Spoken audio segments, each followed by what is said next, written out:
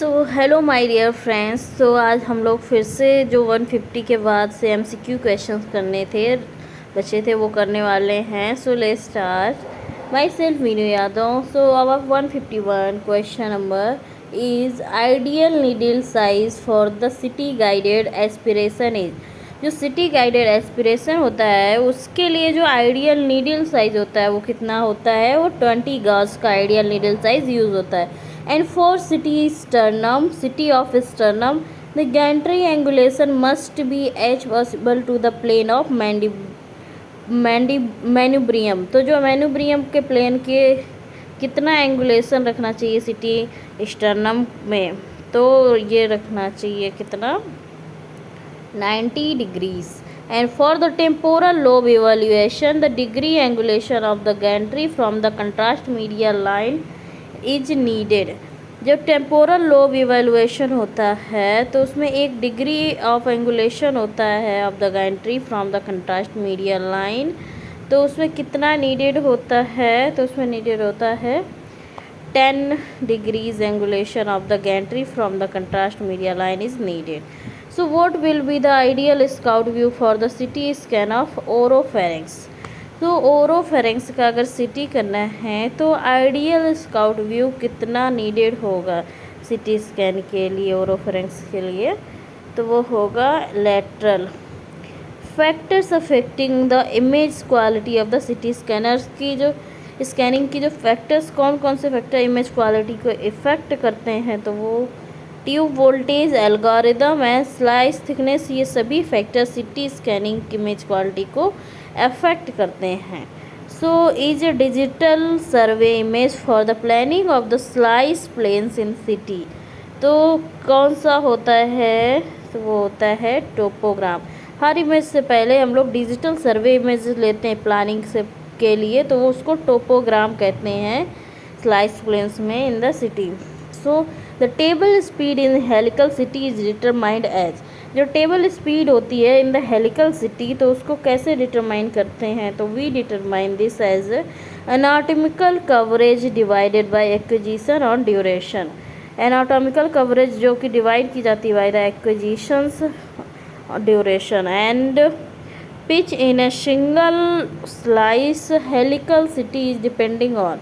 जो पिच होती है in a single slice helical CT, तो वो किस चीज़ पे डिपेंड करती है, तो वो डिपेंड करती है टेबल ट्रेवल पे, इमेज थिकनेस पे, एक्सरे ट्यूब रोटेशन पे, तो ऑल ऑफ द अबव पे ये डिपेंड करती है।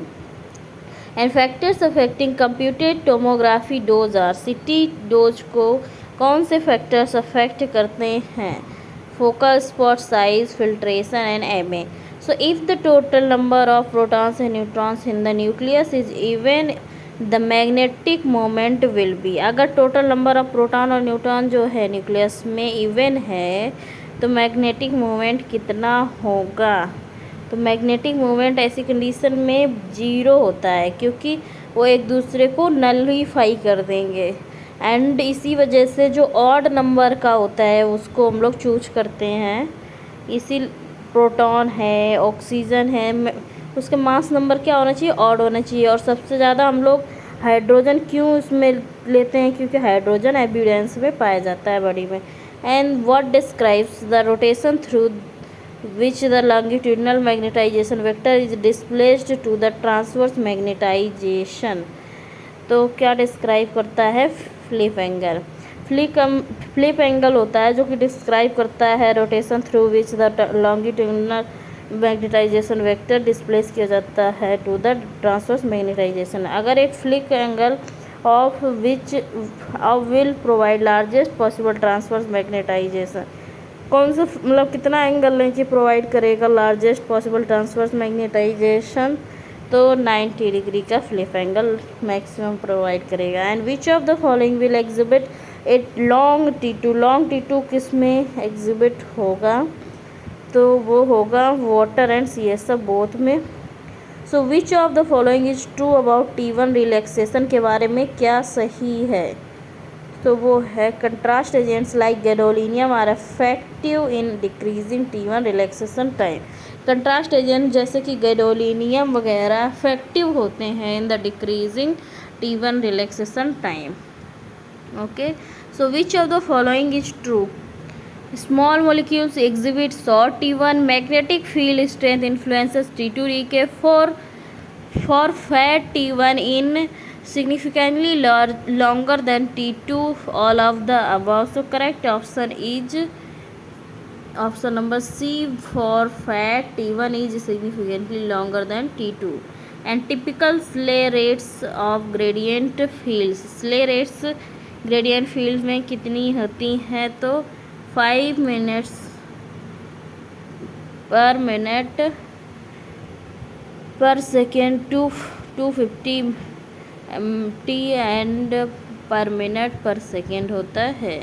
And ratio of the induced internal magnetization in a tissue to external magnetic field. क्या रेशियो इंड्यूस्ड इंटरनल मैग्नेटाइजेशन का इन ए टिश्यू और to the external magnetic field होता है? तो वो क्या होता है? Magnetic susceptibility. क्या होता मैग्नेटिक ससेप्टिबिलिटी की मतलब एक डेफिनेशन कह सकते हैं.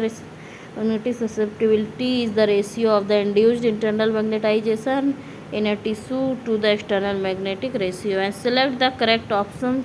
कौन सा ऑप्शन सही है? High field strength magnets are more susceptible to chemical shift artefacts.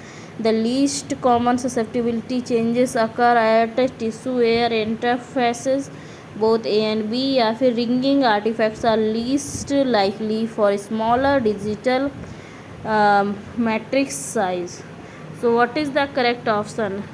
High field strength magnets are more susceptible to chemical shift artifacts. जो हाई फील्ड स्ट्रेंथ वाले होते हैं मैग्नेट्स वो मोर ससेप्टेबल होते हैं केमिकल शिफ्ट आर्टिफैक्ट के लिए. So the typical field strength of resistive magnets used for MRI is. जो टिपिकल फील्ड स्ट्रेंथ होती है रेजिस्टिव मैग्नेट्स की जो कि MRI में यूज किए जाते हैं उसका कितना होता है? 0.1 to 0.3 टेस्ला. एंड क्रायोजन किस वजह से रिक्वायर्ड होता है? Cryogen is required for the super conductive magnets के लिए रिक्वायर्ड होता है. And which is true about shim coils used in MRI. Shim coils जो कि MRI में यूज़ होती हैं उनके बारे में क्या बात सही है? तो उनके बारे में सही है ये एक्टिव और पैसिव मैग्नेटिक फील्ड डिवाइसेस हैं and it can adjust main magnetic field and ये इम्प्रूव करती हैं homogeneity in the sensitive centre volume of the scanner. So यहाँ पे all of the options are correct. And which is true about gradient coils used in MRI. Gradient coils के बारे में क्या सही है? सो ये वायर कंडक्टर्स होते हैं एंड प्रोड्यूस करते हैं एक linear gradient magnetic field on the main field and responsible होते हैं for the bringing noise during imaging. Gradient coil wire conductors होते हैं प्रोड्यूस करते हैं लीनियर ग्रेडियंट मैग्नेटिक फील्ड को मेन फील्ड में एंड रिस्पॉन्सिबल होते हैं for the banging noise during imaging. And which is true about RF coils used in MRI. RF coil जो कि MRI में यूज होती हैं तो उसके बारे में क्या सही है? उसके बारे में सही है of 2 types transmit and receive. RF coils 2 type की होती हैं transmit and receive. They are located within magnetic bore and it will detect transverse magnetization. ये क्या होती है? RF कॉइल्स जो होती है 2 टाइप की होती है ट्रांसमिट और रिसीव और ये लूटेड होती हैं विद इन मैग्नेटिक बोर में एंड ये डिटेक्ट करती हैं ट्रांसवर्स मैग्नेटाइजेशन को. And which is true about fringe field. Fringe field के बारे में क्या करेक्ट है? Can not be reduced by magnetic shielding, can not disturb electronic signals. Superconductive magnets produce extensive magnetic fields. All of the above. So correct option इसमें है super conductive magnet जो होते हैं प्रोड्यूस करते हैं एक्सटेंसिव मैग्नेटिक फील्ड्स को. And translate rotate and one detector is of which city scanner generation. जो translate rotation होता था और सिर्फ एक डिटेक्टर होता था तो ये किस जनरेशन में होता था? ये होता था फर्स्ट जनरेशन में होता था. And cup artifact in CT scan is actually which type of artifact. तो सिटी स्कैन में जो कप आर्टिफैक्ट होता है कपिंग आर्टिफैक्ट ये बीम हार्डनिंग आर्टिफैक्ट को ही कहते हैं. And the CT number will be CT number किसके प्रोपोर्शनल होता है? तो सिटी नंबर प्रोपोर्शनल होता है लीनियर एटीन्यूएशन कोफिशिएंट के, ना कि गैंट्री या टेबल मूवमेंट के। And which of the following are correct regarding intrathecal injection of contrast medium? जो intrathecal injection of contrast medium होता है उसके रिगार्डिंग क्या सही है? If you are giving through cervical route and the concentration required is 180 milligram पर ml, तो ये करेक्ट ऑप्शन है। सर्वाइकल रूट से दे सकते हैं तो उसमें 180 मिलीग्राम पर ml देंगे। If you are giving through cisternal route the concentration required is 240 milligram पर ml, ये दोनों ऑप्शन करेक्ट हैं। If you are giving through thoracic route concentration required is 480, पहली बात थोरेसिक रूट से देते नहीं है। And if you are giving through lumbar route the concentration required is, इसमें जो क्वांटिटी दी गई वो गलत है, तो correct option would be second and first. So let's see next question. True statement about city sternoclavicular joint, city sternoclavicular joint के बारे में क्या सही है? तो इसके बारे में injection site of contrast CT sternoclavicular joint will be 10 to 15 millisecond, तो ये गलत है। And to rule out infection in the sternoclavicular joint obliques जो होते हैं MPRs आर ऑफन यूजफुल, तो ये करेक्ट ऑप्शन है। And suspended respiration at the end of the inspiration is preferred, ये भी सही है। A low MA is ideally selecting, ये गलत है, तो correct option will be second and third, तो सेकेंड एंड थर्ड के हिसाब से ऑप्शन नंबर बी करेक्ट है। And what will be the average CT value of cartilage की जो एवरेज सिटी वैल्यू होती है वो कितनी होगी या होती है? तो वो होगी 150। And let's see next question. Question number 182, which of the following are techniques for CT of the spine? जो सिटी होता है स्पाइन का उसके लिए कौन कौन सी टेक्निक्स होती हैं? तो the neck is moderately flexed to reduce the normal cervical lordosis as to make the axial section nearly parallel to the disc spaces, तो ये करेक्ट है। And the cervicodorsal junction and lower cervical region and the ventral tilt is not required to avoid artifacts from the shoulder girdle, ये incorrect है।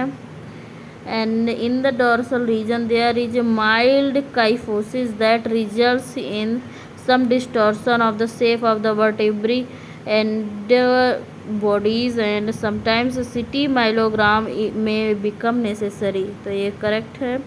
In the lumbar region, it becomes necessary to tilt the plane horizontal to individuals discs, ये incorrect है। So correct option is option number D, third and first, ये भी correct है। First correct है and third correct है। And which of the following will come under general guidelines for the IV contrast CT examination? जो IV contrast CT examination होता है उसके लिए जनरल गाइडलाइन क्या है? तो sickle cell disease, multiple myeloma is contraindication, correct. And oral antacids prior to contrast media, तो oral antacids जो होते हैं वो कंट्रास्ट मीडिया के पहले, ये भी करेक्ट है। And one day prior to exam prednisolone, ये इनकरेक्ट है। And immediately after to exam Benadryl 50 milligram, ये भी इनकरेक्ट है। Correct option is option number A. CT numbers और Hounsfield units are based on of tissue के किस चीज़ पे बेस्ड होती हैं सिटी नंबर या हाउसफील्ड यूनिट? तो ये बेस्ड होते हैं एटेन्यूएशन कोफिशिएंट पे। And window level in CT images, CT image में विंडो लेवल क्या होता है? The centre of the CT number is the window level, centre of the CT number. And the range of the CT number above and below window level is called, जो range होती है city number की above and below window level, तो उसको क्या बोलते हैं? उसको बोलते हैं window width. And if A high density material severely reduces transmission the detector में रिकॉर्ड नो ट्रांसमिशन, अगर हाई डेंसिटी का मटेरियल है जो कि सिवियरली रिड्यूस करता है ट्रांसमिशन को, मतलब कि काफ़ी ज़्यादा हद तक रिड्यूस कर देता है ट्रांसमिशन को, टू द डिटेक्टर में रिकॉर्ड नो ट्रांसमिशन, तो डिटेक्टर में कोई ट्रांसमिशन रिकॉर्ड नहीं होता है। It may give rise to, तो इस कंडीशन में क्या होगा, कौन सा आर्टिफैक्ट होगा, तो इस कंडीशन में स्ट्रीक आर्टिफैक्ट होता है। And which is the result of miscalibration of one detector in a rotate geometry scanner. तो वन डिटेक्टर का जो मिसकैलिब्रेशन होता है उसके बारे में कौन सा आर्टिफैक्ट होता है, तो होता है ring artifact. And innovation of the power slip ring has created a major development in CT scan technology. So what is it, तो दैट्स इज हेलिकल या स्पाइरल। सो इस जो स्पाइरल सिटी है या इस हेलिकल सिटी है, ये slip ring technology, power slip ring technology use करती है, जो क्रिएट करती है मेजर डेवलपमेंट, मतलब ये सिटी का मेजर डेवलपमेंट है। And which is the only bone mass measurement method that provides volumetric measurement. Volumetric measurement किस चीज़ में प्रोवाइड होता है, तो वो प्रोवाइड होता है सिटी डेंसिटोमीट्री में। And what was the average CT scan time for a single slice in first generation city machine. जब फर्स्ट जनरेशन थी तो उसमें कितना एवरेज टाइम यूज हो रहा था, तो हो रहा था 30 मिनट्स के around. And motion artifacts are produced in modern generation of CT scanner due to the motion of, जो मोशन आर्टिफैक्ट है वो प्रोड्यूस होता है in the modern generation of CT. तो कितना होता है पेसेंट, जो मोशन आर्टिफैक्ट प्रोड्यूस होता है in the modern generation of CT scanner due to the motion of patient की वजह से मोशन आर्टिफैक्ट आता है। And ratio of the table increment of the 360 degree gantry rotation to the collimation setting in CT scanning is called. जो रेशियो होता है table increment का 360 डिग्री गैंट्री रोटेशन पे कोलिमेशन सेटिंग से जो होता है, कोलिमेशन सेटिंग से, तो वो उसको क्या बोलते हैं सिटी में, तो उसको बोलते हैं pitch. And which is the correct principle of MD city.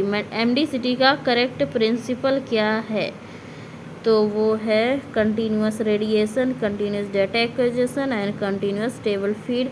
So all of the are correct. And correct statement about second generation of CT scanner. Second generation CT scanner के बारे में क्या क्या करेक्ट है, तो इसके बारे में पेंसिल बीम एक्सरे सोर्स था, ये करेक्ट है। And multiple detectors eight the end of each linear scan, Gentry rotates through a greater arc up to 30 degree and scan time reduced to little as 20 degree for each tomographic sections। तो ये correct है, तो यहाँ पे correct option है option number D. So choose the correct statement about third generation CT scanner के बारे में करेक्ट स्टेटमेंट क्या है। So a fan beam source था and the detectors are arranged so that linear translation is no longer required. इसमें detectors arrange होते हैं जिससे कि लीनियर ट्रांसलेशन जो है वो नहीं हो पाए, तो ये भी करेक्ट ऑप्शन है। ये सिंगल डिटेक्टर